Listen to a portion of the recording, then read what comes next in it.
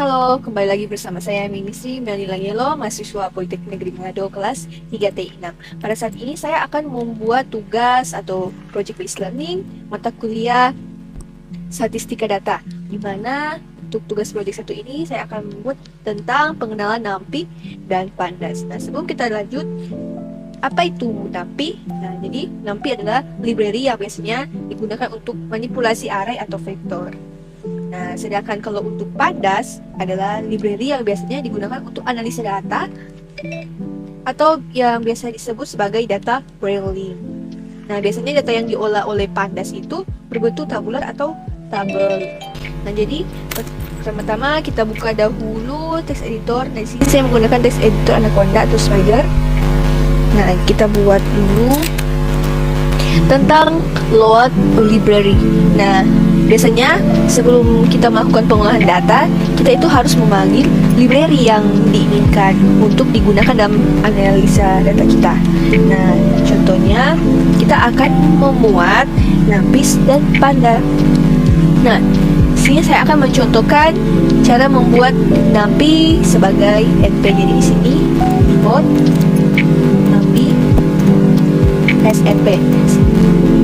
Sedangkan kalau untuk Pandas, kodenya seperti import Pandas SPD. Nah, jadi di sini untuk kali ini saya akan lebih sering menggunakan library Pandas. Nah, jadi saya hapus dulu ini. Nah, jadi di sini, jadi pada tahap pertama kita ingin melakukan analisa. Nah, biasanya kita akan membuat data yang disimpan di salah satu folder untuk dimuat ke IDE.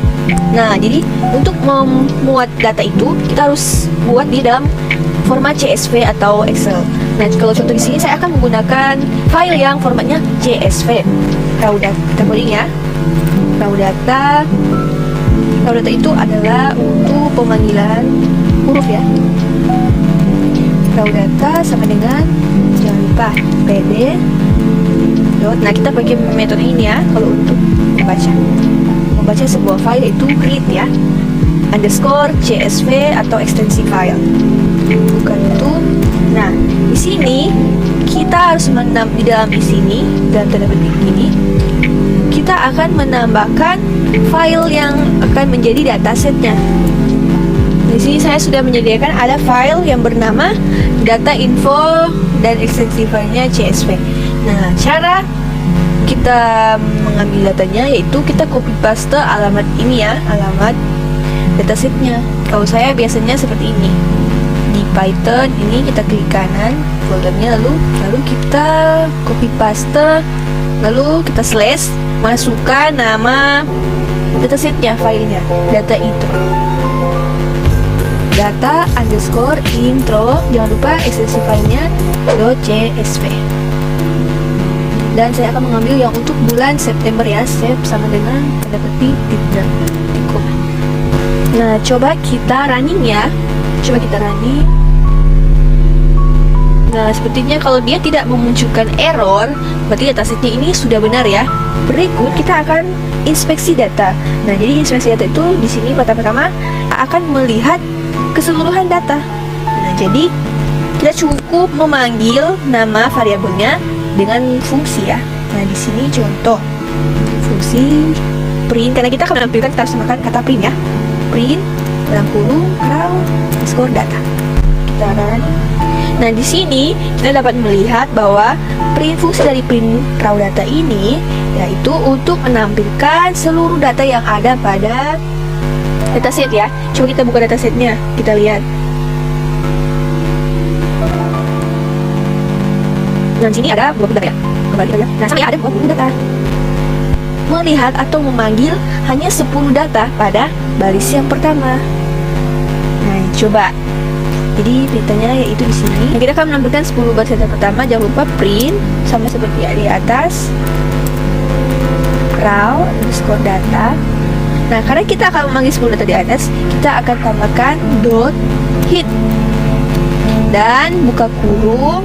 Nah, di dalam kurung sini kita akan menambahkan barisnya. Misalnya berapa baris yang akan kita ambilkan di sini, 10 ya, 10 baris. Coba saya running ya. Nah, di sini kita bisa lihat dia hanya akan memanggil 10 baris. Coba saya memanggil 5 baris saja. Kita taruh 5, kita taruh. Nah, ini hanya ada 5 baris ya. Nah, selanjutnya kita masuk ke dalam metode shape. Nah, jadi metode shape itu untuk melihat dimensi dari data kita, dapat menggunakan metode shape. Nah, jadi coba kita mau melihat dimensi ya. Jadi kita hanya perlu tambahkan raw data. Karena kita akan kita menggunakan metode shape, kita tambahkan metodenya dot shape. Nah, coba kita running.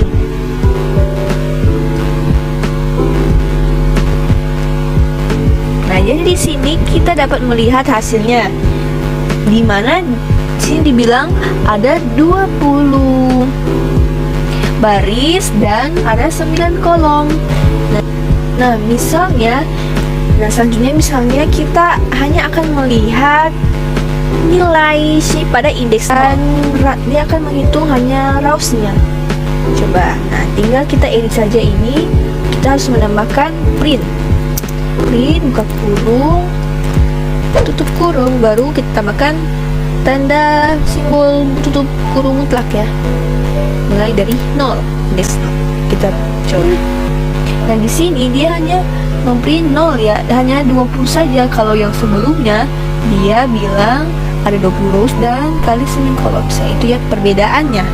Nah, sekarang kita akan lanjut ke melihat kolom dalam dataset. Nah, bagaimana cara kita akan melihat kolom di dalam dataset? Atau apa saja kolom yang ada di dataset? Nah, jadi kita akan menggunakan metode columns. Nah, caranya seperti ini. Print, harus tambahkan print ya, karena kita akan menampilkan ya. Print buka kurung raw data. Nah, metodenya di sini dot columns. Kita running ya. Kita bisa lihat di sini dia hasilnya ada kolom ID pelanggan, nama, jenis kelamin, pendapatan, produk, harga, jumlah, total, tingkat kepuasan. Nah, jadi itu untuk melihat kolom. Nah, sekarang kita lanjut ke metode ISNA. Nah, jadi metode ISNA ini itu digunakan untuk melihat ada berapa banyak data yang hilang dari dataset. Nah, caranya seperti ini ya. Karena kita akan menggunakan metode ISNA, kita tambahkan metode .isna. Buka tutup kurung. Nah, coba kita running ya. Nah, di sini kalau kita lihat hasil yang ditampilkan itu false semuanya. False semuanya di sini. Nah, arti dari false berarti data yang ada di sini itu tidak ada yang hilang ya. Kalau false, dia muncul false, artinya data tidak ada yang hilang. Soalnya dia itu datanya kosong di antara semua ini, nanti dia akan muncul true. Seperti itu ya. Next ke metode describe. Nah, metode describe ini adalah digunakan untuk kita bisa melihat ringkasan dari data. Nah, contohnya kita akan melihat rata-rata, jumlah, atau nilai maksimum minimum dan ukuran lainnya. Jadi kita bisa menggunakan metode describe. Sangat simpel ya. Coba kita running. Ya, seperti ya hasilnya. Nah, selain itu ada juga beberapa fungsi yang umumnya dipakai dalam analisis data. Nah, di antaranya gimana? Kita akan sudah singgung tadi. Kita bisa menggunakan fungsi max dan min. Yang max itu nilai maksimal dan min itu nilai minimum. Nah, kalau untuk max, max. Coba kita print ya. Nah, di sini kita bisa lihat bahwa kalau di ID pelanggan itu nilai yang paling tinggi itu adalah 20, nama 20 ada Wahyu, jenis kelamin sudah pasti 2 ya. Pendapatan, kemudian kita bisa lihat, ini adalah nilai max ya. teman-teman, kita juga bisa melihat di kolom mana yang terdapat nilai max-nya. Kita timbal, misalnya kolom apa ya? Misalnya sini saya akan mengambil kolom G. Coba saya print. Nah, di sini jadi pendapatan yang paling tinggi itu di harga itu ada 300.000. Coba kalau yang min ya, yang paling rendah tinggal kita ganti min saja. Coba kita. Nah, minnya di sini 100.000. Oke, bisa dibedakan ya, gampang. Kita akan masuk ke metode sum. Jadi kita akan menghitung jumlah dari semua nilai pada kolom. Nanti kita menggunakan metode sum. Jadi raw data kita tambahkan metodenya dot sum. Coba kita run ya. Nah, di sini kalau kita run, kita dapat melihat ini. Nah, kalau untuk sum ini dia tidak mengkategorikan ya, maksudnya itu langsung memprintkan hasil semuanya, hasil perubahan semuanya. Kita akan menghitung semua data tapi hanya kolom yang bertipe data numerik. Caranya saya beri tanda dulu ya.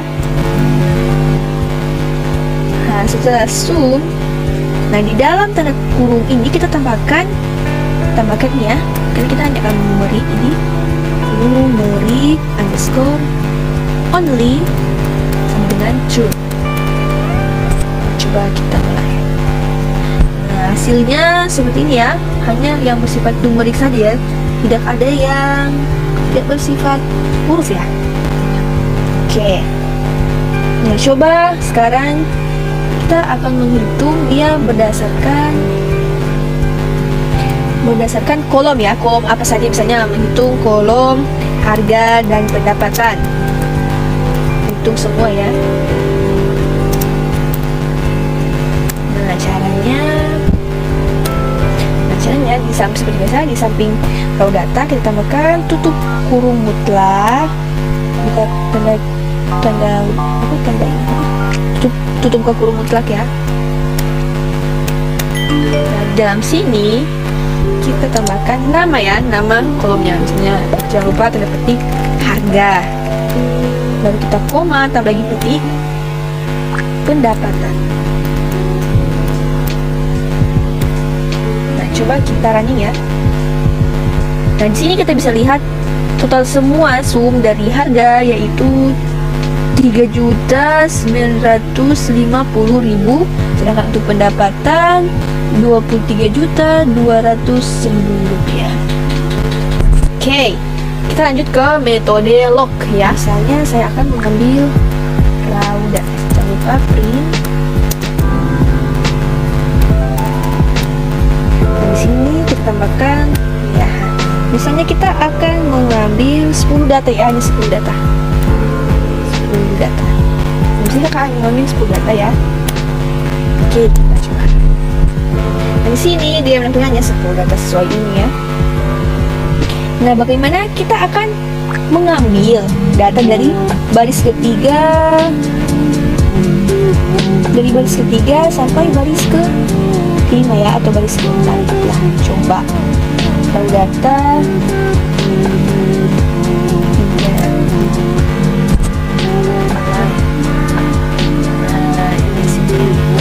data.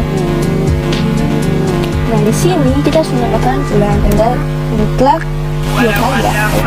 Misalnya kalau kolom jenis kelamin, lalu ada pendapatan.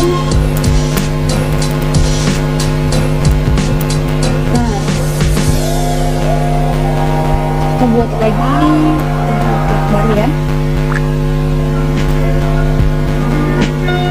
misalnya baris berapa ya, misalnya 1. Coba saya. Nah, kita bisa lihat bahwa kita akan mengambil 10 data ini dari 1 baris ke 10 sampai 10 yang ada di kolom jenis kelamin dan pendapatan.